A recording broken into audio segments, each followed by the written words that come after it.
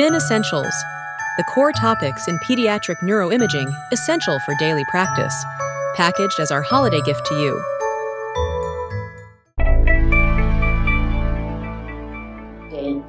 So today I'm going to speak about imaging of hypoxic-ischemic injury in ternary, and we'll focus on MR.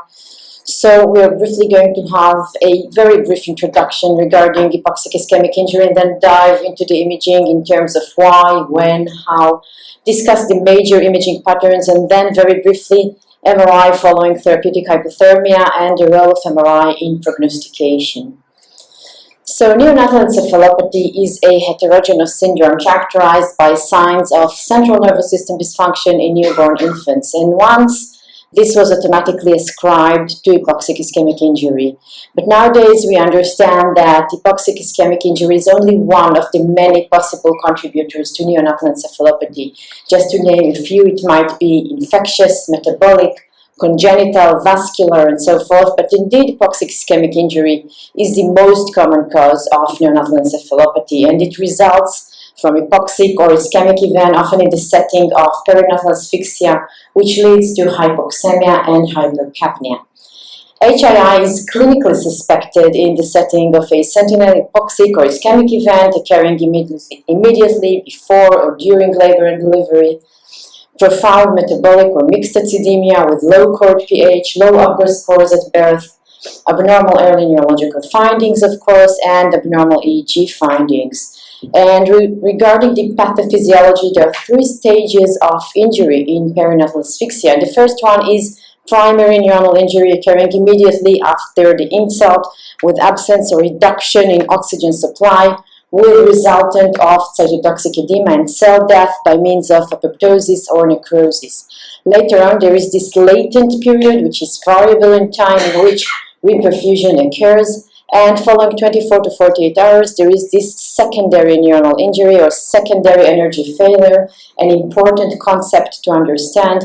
It is postulated to result from accumulation of various neurotoxic substances during the reperfusion, including reactive oxygen species, intracellular calcium, which may trigger mitochondrial dysfunction, loss of high energy phosphate reserves, which further on causes deterioration in cellular metabolism and cell death, and finally tertiary injury that may occur weeks to months following the injury, with delayed neuronal necrosis occurring while the injured brain is undergoing processes of repair and remodeling through astrogliosis. And the understanding that a significant portion of this post-asphyxial brain injury resulting from the secondary neuronal injury has led to the development and the use of neuroprotective strategies, mainly therapeutic hypothermia, which are aimed at reducing these secondary neuronal injuries. So our therapeutic window is here in the latent period,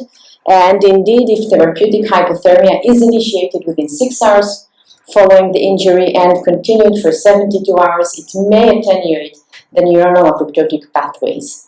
So regarding the imaging, the aim in undertaking brain MRI in neonates with suspected hypoxic-ischemic injuries try to enhance the information obtained from history and examination and try to answer some of the following questions. First of all, is there an MRI abnormality, and if so, what is the nature and extent of this abnormality?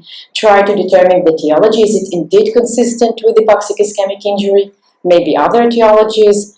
Try to determine the timing of injury, not in terms of minutes or seconds, obviously, more in a time scale of days, maybe even weeks. Are there any ways to intervene? And finally, all of this information that we gather around should help us in understanding, try to predict what is going to be the outcome of this neonate in terms of survival, obviously, CP, neurodevelopmental outcome. Regarding the timing of injury, then, according to the ACOG and American Academy of Pediatrics Executive Review that was reaffirmed in 2019, then early MRI may be more sensitive for delineation of the timing of the perinatal injury, while imaging obtained later on, optimally at 10 days of life, will better define the full extent or pattern of injury. And obviously there are disagreements exist in the literature regarding, first of all, whether both MRI studies are necessary, needless to say that this is not always feasible, and which is more valuable in determining injury and prognosis. And there are some studies that suggest that there is no difference between early and late MRI scans in terms of delineating the injury and prognostications, while others propose that late MRI is necessary to appropriately predict the prognosis. And obviously there are other considerations such as patient stability, transportation, availability of the magnet. So in the daily practice, at least in our institution, the vast majority of neonates will undergo only one MRI, usually in the early period, 7 days or so following the injury. This is the disagreement. And if we'll take a closer look at the evolution of the MRI findings during these first few days, then one of the initial findings that might be depicted on MRI is in fact on MR spectroscopy with increased lactate that may be detected within the first 24 hours following the injury. Lactate is a marker of anaerobic metabolism and it may persist for long time periods in fact. Diffusion, then reduced ADC or reduced diffusivity may be detected within the first 24-48 hours following the injury and continues to worsen until days 4 to 5 and then start to normalize. Regarding the T1 and the T2 signal changes, then we might see some subtle signal changes at days 2 to 3, but these are more prominent between days 4 to 8. And following therapeutic hypothermia, then the signal changes on diffusion may persist for longer time periods. And on T1 and T2, then we might see some subtle changes on days 4 to 5, but this continues to evolving fully by days 8 to 10. And obviously, we want to perform our MRI study in this time period, which enables us to obtain the maximal information from the study with signal changes on both conventional MRI, diffusion, and MR spectroscopy. And this timetable is changing with the utility of therapeutic hypothermia. Regarding the techniques, then, just like children are not just little adults, then neonates are not little children by any means, and their brain composition differs significantly from the brain composition of older children and obviously adults. And these are immature brains, relatively unmyelinated, with relatively high contents of water and low contents of lipids and proteins, and this is obviously reflected on the MR appearance and on the MR parameters with longer T1 and T2 relaxation times. So if we want to optimize the signal-to-noise ratio, the SNR, and the contrast between the gray and white matter, then the repetition time of both T1 and T2 should be increased, and our standard brain protocols should be adapted to the neonates. And there are various suggestions. How do I press this? Sorry. Here, I'm good. There are various suggestions out there. Again, this is from the ACOG with their suggestion to protocols on 1.5 and 3 Tesla. And another issue here is the size. The average volume of the neonatal brain is a quarter of an adult brain, requiring higher resolution in order to delineate structures. So if we want to keep the SNR as high as possible, we have to adapt the size of the head coil. The smaller the diameter of the head coil, the higher is the SNR. And we should also prioritize our sequences. These are oftentimes unstable patients, motion artifacts. So in cases of suspected hypoxic-ischemic injury, we begin our protocol with diffusion-weighted images. And these are useful in the early days following hypoxic-ischemic injury and may depict restricted diffusion within the first 24 hours. Just keep in mind that if we perform the study too early, then we might get some false negative results or maybe underestimation of the full extent of the injury. And also because the diffusion-weighted imaging might be quite subtle in these very young neonates because of the relatively high T2 signal of the unmyelinated white matter, then comparison of DWI to ADC values may be essential, because ADC values may remain reduced for approximately 30 to 50%. And finally, this phenomenon of pseudonormalization, if we perform our MRI study at day 7 or day 8, again, we might get these false negative results because of pseudonormalization. T1 helps us to delineate the myelination, also to depict ischemic changes, subacute hemorrhage, subacute dural venous thrombosis. T2 is good in delineating the gray-white matter interface, assessment of this cortical ribbon, and also white matter signal intensity. T2 star gradient echo to depict blood degradation products, venous thrombosis, and in fact other venous anomalies, including those that affect the deep medullary veins. And finally, MR spectroscopy with these intermediate echo times, again allowing us to detect lactate with this inverted doublet. Regarding the imaging, so generally speaking, in the perinatal setting, relatively mild episodes of hypoxia or ischemia with a short duration, less than 10 minutes, are common and usually have no major neurological consequences. However, hypoxic-ischemic events with longer duration or greater severity are often associated with clinical and imaging sequelae. So the clinical pattern and imaging manifestations really depend on these two major parameters, duration and severity of the hypoxic-ischemic injury. And generally speaking, there are two known pathways of injury. The first one, which is more common, is the peripheral or watershed injury associated with mild to moderate reduction in blood flow, partial hypoxia of prolonged duration, and in these cases, there would be shunting from anterior to posterior circulation in order to protect these vital structures of the brain, including the basal ganglia, brainstem, cerebellum, and the areas that would be affected include the cortex and the subcortical white matter. And the less common pattern is the basal ganglia thalamus pattern or central pattern, which is associated with profound hypotension, hypoxia, cardiopulmonary arrest of relatively short duration, and in these cases, the parenchymal injury would occur in the most metabolic active areas of the brain, and on MRI, these would be depicted in the ventrolateral thalami, posterior putamen, corticospinal tracts, and hippocampi. But having said that, these two pure pathways of injury are in fact conceptual, and in reality, the type, pattern, duration, variability, and severity of hypoxic-ischemic injury is a continuum, and imaging yields these mixed appearances. So these two patterns may coexist. One may be more dominant than the other, but we do discuss them for matters of clarity and simplification. And we should also keep in mind that in cases of severe hypoxic-ischemic injury with relatively long duration, then we also might expect involvement of the dorsal brainstem and the entire cerebral cortex in this pattern known as total brain injury.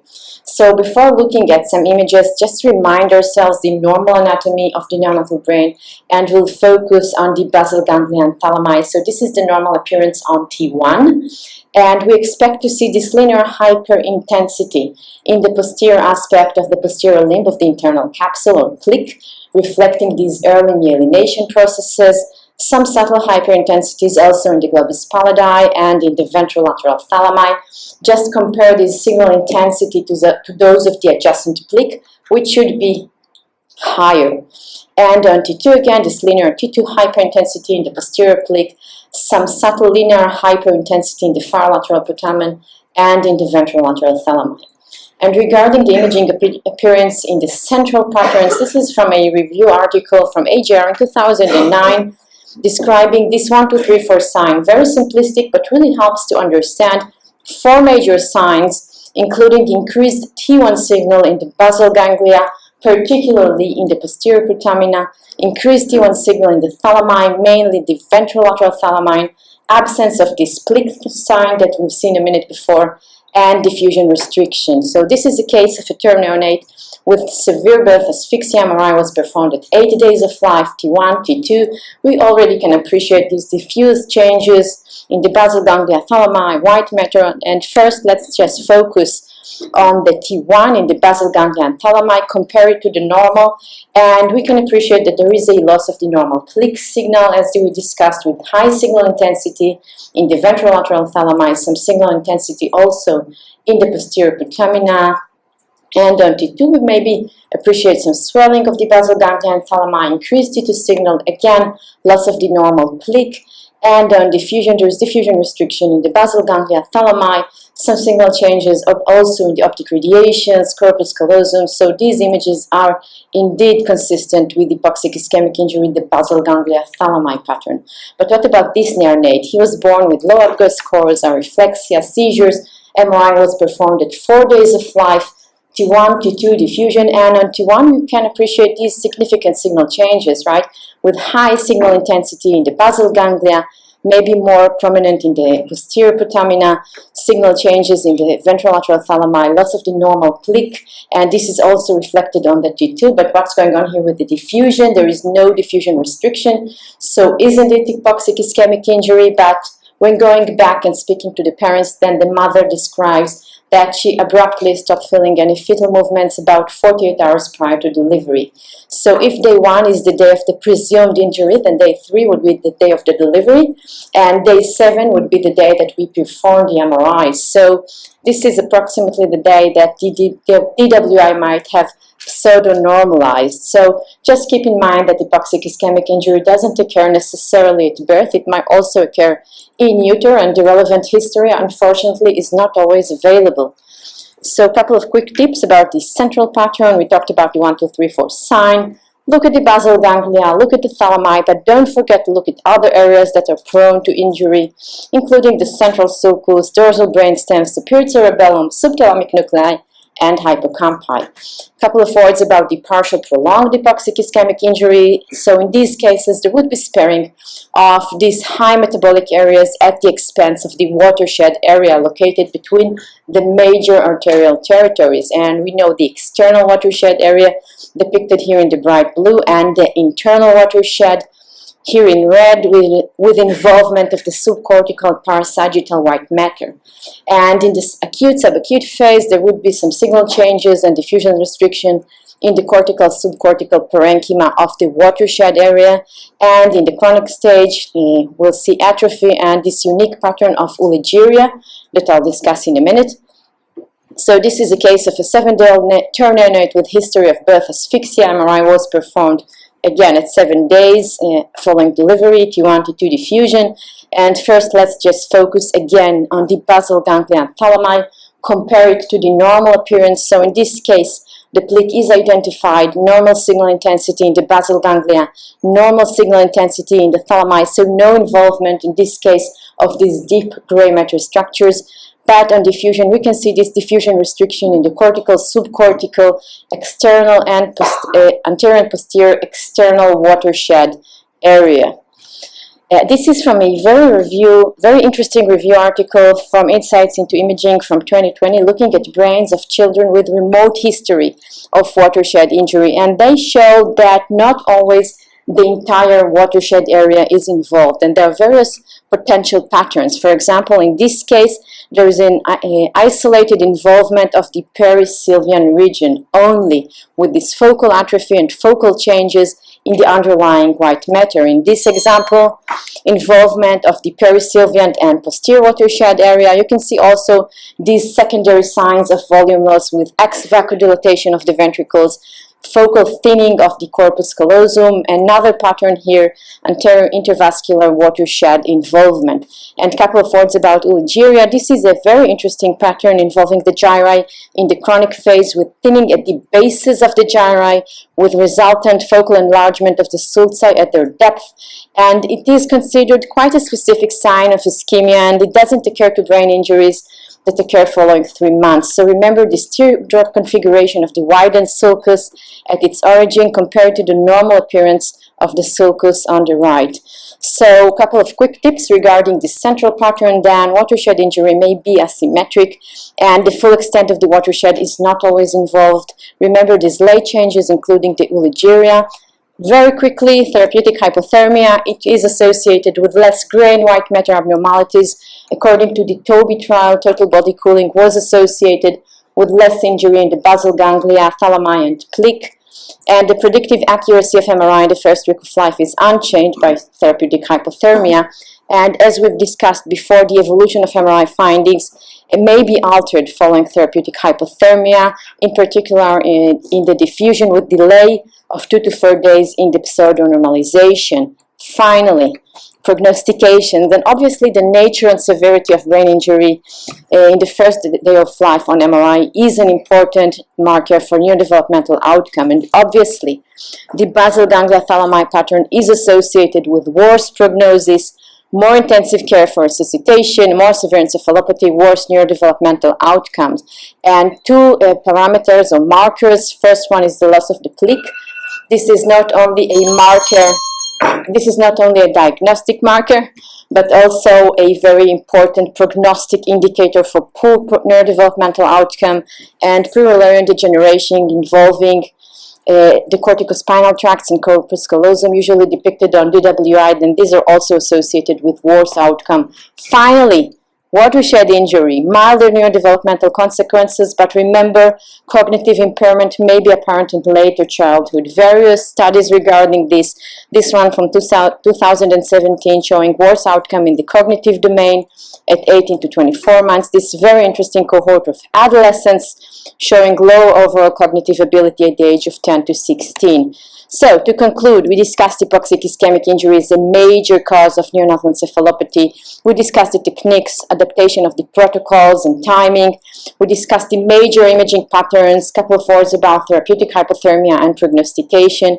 And I would like to thank you very much. These are some pictures from back home. My emails, you're most welcome to send me questions, remarks, and so forth. So, thank you very much.